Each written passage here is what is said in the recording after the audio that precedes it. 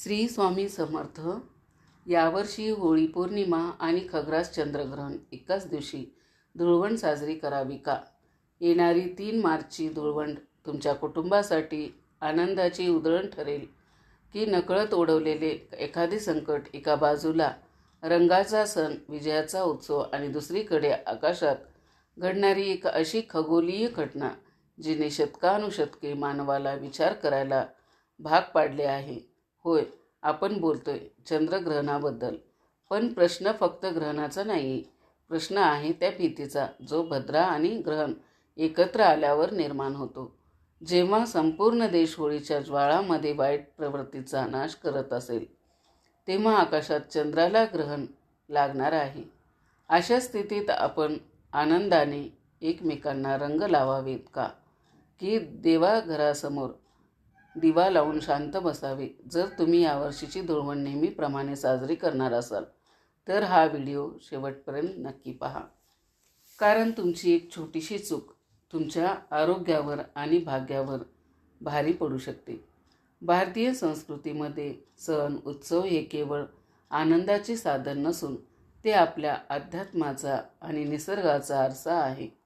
होळी पौर्णिमा, ज्याला आपण हुताशनी पौर्णिमा असे म्हणतो, ही ती रात्र आहे जेव्हा प्रल्हादाच्या भक्तीने अग्नीवर विजय मिळवला होता.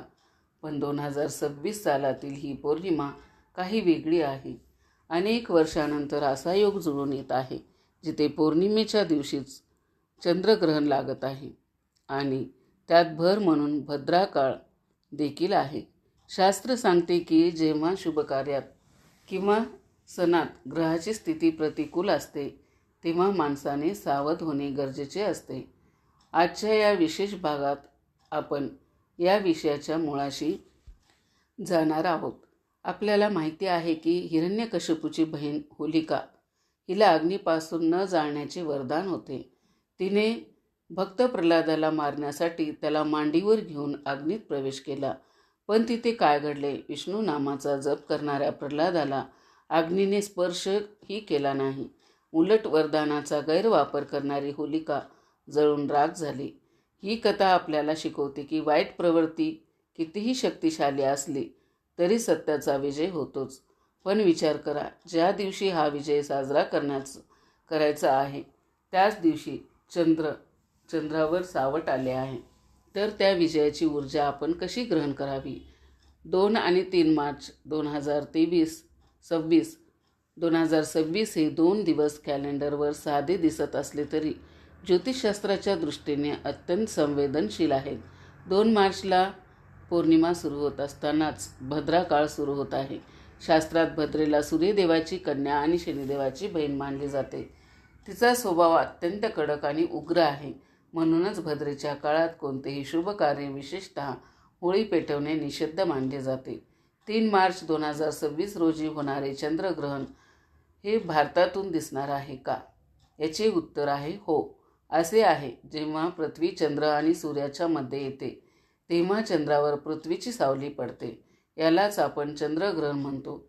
ग्रहण काळात निसर्गातील लहरीमध्ये बदल होतो, ज्याचा थेट परिणाम आपल्या शरीरातील 70% असलेल्या पाण्यावर आणि मनावर होतो. चंद्रग्रहणाचे सूतक ग्रहण सुरू होण्याचा 9 तास आधी सुरू होते.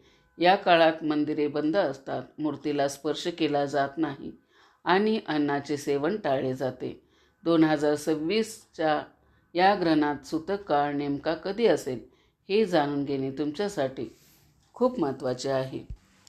मैत्रिणींनो, सूतक म्हणजे केवळ अशौच नव्हे, तर ती एक संधी असते स्वतःला शुद्ध करण्याची. जेव्हा बाहेरच्या जगात अंधार असतो तेव्हा अंतर्मनात अज्ञानाचा दिवा लावायचा असतो. मग अशावेळी रंगाची उधळण करणे योग्य ठरेल का? हाच तो प्रश्न आहे ज्याने लाखो लोकांच्या मनात गोंधळ निर्माण केला आहे. 3 मार्चला धुळवंड आहे, पण त्याच दिवशी ग्रहण आहे. शास्त्राच्या दृष्टीने विचार केला तर ग्रहण काळात आपण अशौच पाळतो. रंगाचा खेळ हा आनंद, स्पर्श आणि बाह्य ऊर्जेशी संबंधित आहे. जर ग्रहण चालू असेल किंवा सूतक काळ असेल तर एकमेकांना रंग लावणे, गर्दीत जाणे किंवा बाहेरचे पदार्थ खाणे हे आरोग्यासाठी घातक ठरू शकते. ग्रहण काळात वातावरणामध्ये नकारात्मकता, सूक्ष्म जीवाणूंची वाढ होत असते. विज्ञानही मानते. म्हणूनच जर तुम्ही धुळवंड साजरी करणार असाल तर ती ग्रहणाची वेळ संपल्यानंतरच करणे श्रेयस्कर ठरेल. ग्रहणाचा सर्वात जास्त परिणाम कोणावर होत असेल तर तो गर्भवती स्त्रियावर आणि लहान मुलावर. चंद्र हा मनाचा कारक आहे. ग्रहण काळात गर्भवती महिलांनी घराबाहेर पडू नये. धारदार वस्तूचा वापर टाळावा.